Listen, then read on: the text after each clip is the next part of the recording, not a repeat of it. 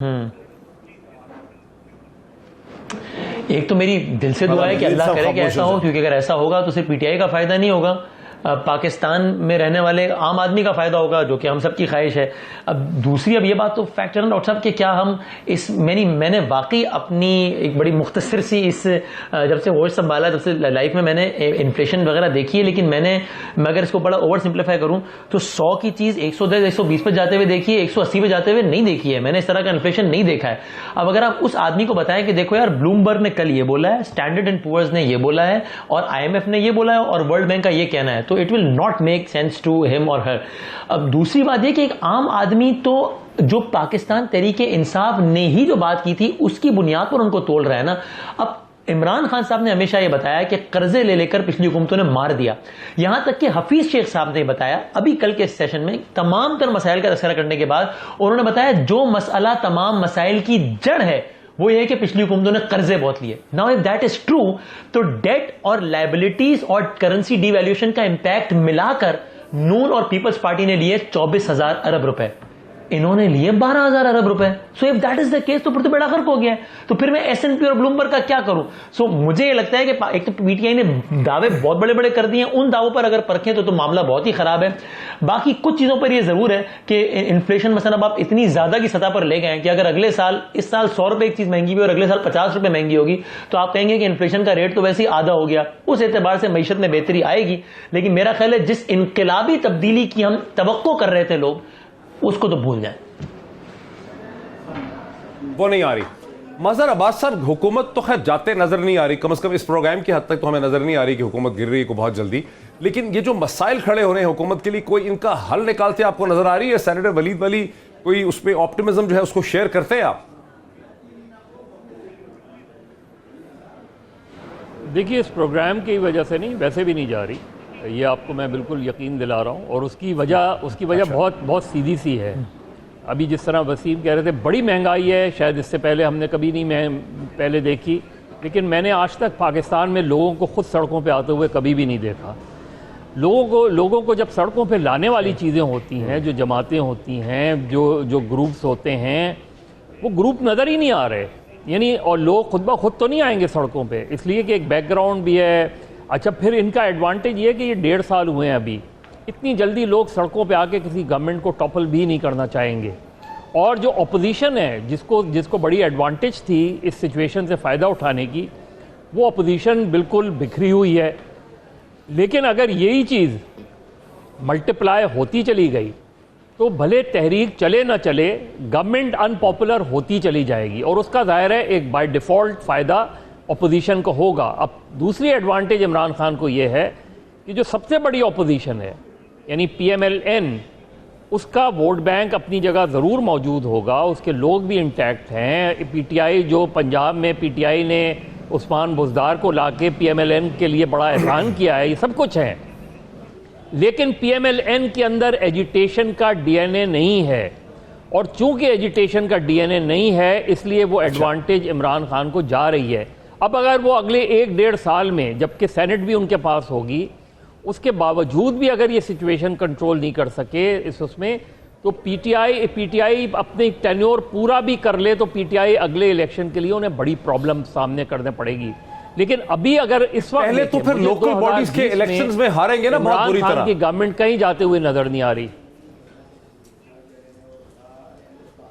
ठीक है, लेकिन लोकल बॉडीज के इलेक्शंस में अच्छे नहीं होंगे रिजल्ट्स, ये तो होगा।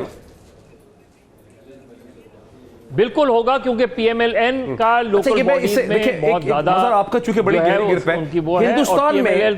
हिंदुस्तान में यह हुआ कि नरेंद्र मोदी की हुकूमत जो है, मज़हर नरेंद्र मोदी की भारतीय जनता पार्टी जिसने बहुत अच्छे मार्जिन से इलेक्शन जीता है 2019 का, उसने तकरीबन सारी ही स्टेट की जो हुकूमतें हैं, रियासतों की जो हुकूमतें हैं, वहां से बीजेपी फारिग हो गई। अभी दिल्ली में भी आपने देखा बहुत कम उनको सीटें मिली हैं, आम आदमी पार्टी जीत गई। मोहित, अगर लोकल बॉडीज इलेक्शन इसीलिए मुझे नहीं लगता कि PTI की गवर्नमेंट इस साल कराएगी। अगर अगले साल लोकल बॉडीज के इलेक्शन होते हैं, और लोकल बॉडीज के इलेक्शन उसी तरीके से होते हैं क्वेश्चन, तो PTI की गवर्नमेंट को लोकल बॉडीज में बड़ी प्रॉब्लम होगी। और अगर वो लोकल बॉडीज हारते हैं तो ये दबाव और बढ़ जाएगा पीटीआई की गवर्नमेंट के ऊपर कि वो जो है वो अनपॉपुलर होते जा रहे हैं और इमरान खान की मुश्किलात में इजाफा होगा। इसलिए बड़े मेजर्स ये कराएंगे नहीं, इलेक्शन नहीं कराएंगे लोकल बॉडीज के, ये नहीं कराएंगे इलेक्शन, ये वेट करेंगे। जैसे वलीद साहब को ख्याल है कि ब्लूमबर्ग ने कहा है कि इकॉनमी ठीक हो रही है, इनको लगेगा जब हालात बेहतर हो तब हम इलेक्शन नहीं कराएंगे। इलेक्शन देखे ना, इमरान खान साहब बार बार कहा करते थे, इमरान खान साहब कि लोकल होनी चाहिए गवर्नमेंट, कि लोकल गवर्नमेंट को सारे इख्तियार दूंगा, सबसे बेहतर मैं लोकल गवर्नमेंट का निजाम लाऊंगा। आए खैबर पख्तूनख्वा की पहली दफा इलेक्टेड लोगों को फारिग कर दिया, यही पंजाब के अंदर भी हो गया इनके साथ। अब चूंकि इमरान खान साहब इतने अनपॉपुलर हर पासिंग डे में हो रहे हैं कि उनको सारे कह रहे हैं कि अगर इस वक्त इलेक्शन हो गए तो हमने तो अपनी इज्जत बचानी मुश्किल हो जाएगी, प्रेशर हमारे पर बढ़ेगा। लिहाजा मुझे नहीं लगता कि इन्हें लोकल गवर्नमेंट के इलेक्शन किसी सूरत में आने वाले इस साल तो कम से कम ये नहीं कराते नजर आते। एक ब्रेक लेते हैं, ब्रेक के बाद डिस्कशन को आगे बढ़ाते हैं आफ्टर द ब्रेक।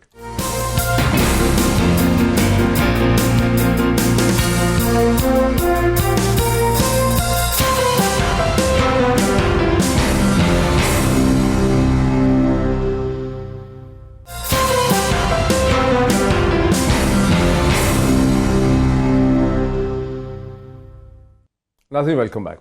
नाज़रीन, जब इस प्रोग्राम का हमने आगाज़ किया तो उस पर 2-3 थीसिस जो थे वो चल रहे थे इस प्रोग्राम के शुरू में जो मैंने प्रेजेंट किए। एक ये था कि लंदन प्लान है, साजिश हो रही है, मीटिंग्स हैं, अहम शख्सियात की नवाज शरीफ साहब से मुलाकात हो रही है, पीटीआई के अंदर फैक्शंस की लड़ाई हो रही है, पीटीआई के एलाइज के साथ जो सुलह हुई है वो शायद ठीक नहीं है, और एक टर्मोइल है गवर्नेंस का, महंगाई का प्रेशर है, जिसकी वजह से ये हुकूमत जो है वो गिर सकती है। कुछ कॉलम्स भी मैंने आपके सामने पढ़े, उनकी तरफ मैंने इशारा किया कि लोगों को लगता है कि कुछ ना कुछ होने वाला है। और ये सिर्फ ये कोई अंग्रेज़ी अखबारों के कॉलम नहीं है, उर्दू अंग्रेज़ी अखबारों के कॉलम नहीं है।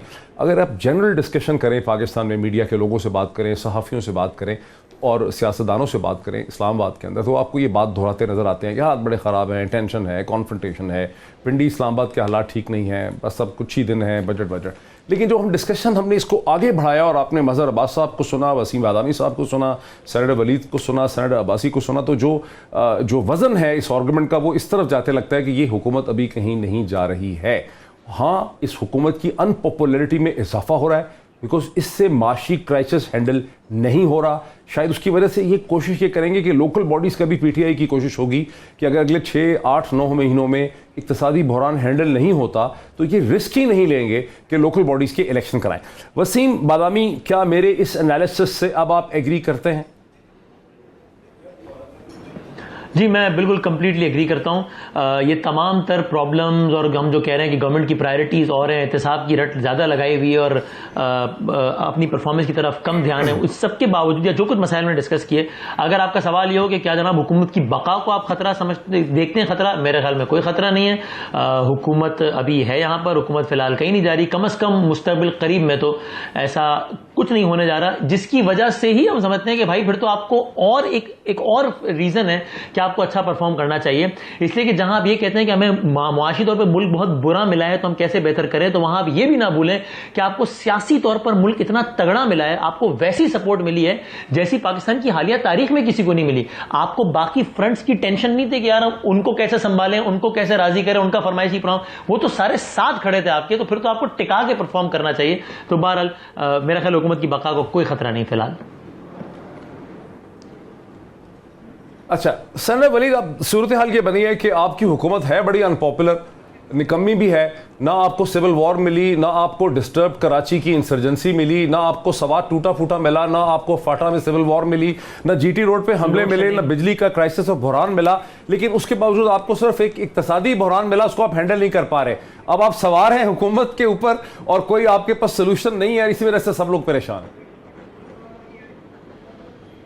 देखिए जी, मैं तो वो अनपॉपुलर होने की बात है या नहीं है उसका फ़ैसला तो इलेक्शन में ही होता है ना, और इलेक्शन का आप तसव्वुर, एक मैंने वही आपको मैथमेटिक्स बताई थी कि एक 5 साला टेन्योर में आप 1.5 साल जो कि उसका 30% बनता है, उस पर आप किसी हतमी नतीजे पे पहुंच ही नहीं सकते। कौन पॉपुलर है, कौन नहीं है, कितना पॉपुलर है, कैसा पॉपुलर है। लोकल बॉडीज तो करवाना था ना आपने 2020 में, कि वो भी नहीं करवाएंगे? आप करवाएंगे लोकल बॉडीज? अभी पहले तो मैं आपको ये अर्ज़ कर दूं कि एक पंजाब में एक सूबाई असेंबली की सीट जो है वो वेकेंट हुई है, उस पर बाई इलेक्शन होगा। मेरे ख्याल में उसको देख लेते हैं कि उसमें कैसी परफॉर्मेंस होती है। और एक नून लीग के किसी MPA को मेरे ख्याल डिस्क्वालीफाई किया गया है।